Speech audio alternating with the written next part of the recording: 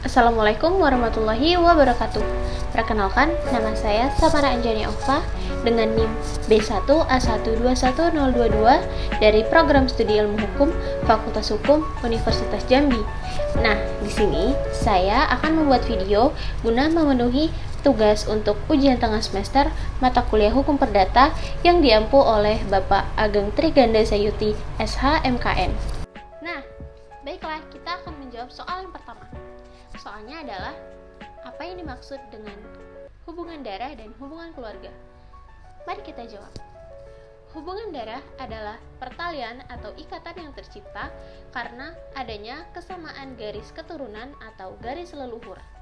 Sedangkan hubungan keluarga atau hubungan semenda adalah pertalian atau ikatan yang tercipta karena adanya sebuah pernikahan atau perkawinan, yaitu antara seorang suami dan istri. Kita akan masuk ke soal yang nomor 2. Jelaskan dasar hukum perkawinan di Indonesia dan jelaskan apa yang dimaksud perkawinan menurut undang-undang tersebut. Dasar hukum perkawinan di Indonesia adalah Undang-Undang Nomor 1 Tahun 1974. Nah, definisi perkawinan menurut Undang-Undang Nomor 1 Tahun 1974 ialah perkawinan adalah ikatan lahir batin antara seorang pria dan seorang wanita menjadi suami dan istri dengan tujuan untuk membentuk rumah tangga yang bahagia dan kekal berdasarkan ketuhanan yang Maha Esa. Kita masuk kepada soal nomor 3. Bagaimana definisi perkawinan menurut Undang-Undang tahun 1974 jika dihubungkan dengan kawin kontrak dan perkawinan beda agama? Berikan analisis hukumnya. Mari kita masuk kepada jawabannya. Kawin kontrak ialah pernikahan yang direncanakan dengan jangka waktu tertentu. Apabila jangka waktu tertentu itu sudah tercapai, maka pernikahan itu akan berakhir. Sedangkan definisi perkawinan menurut Undang-Undang Nomor 1 Tahun 1974 ialah ikatan lahir batin antara seorang pria dan seorang wanita sebagai suami istri guna membentuk rumah tangga yang kekal dan bahagia berdasarkan ketuhanan yang Maha Esa.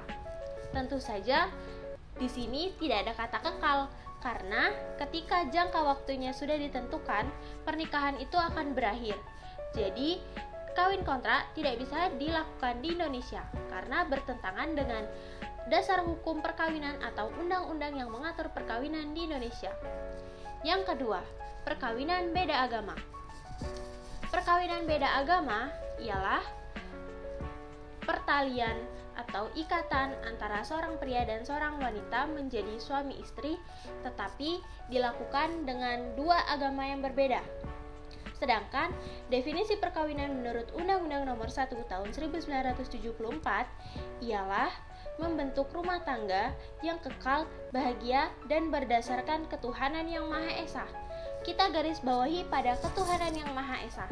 Artinya, pernikahan di sini harus berada pada satu Tuhan yang sama, sehingga perkawinan beda agama tidak bisa dilakukan di Indonesia. Mengingat definisi atau dasar hukum perkawinan di Indonesia tidak mengatur atau tidak memperbolehkan pernikahan beda agama.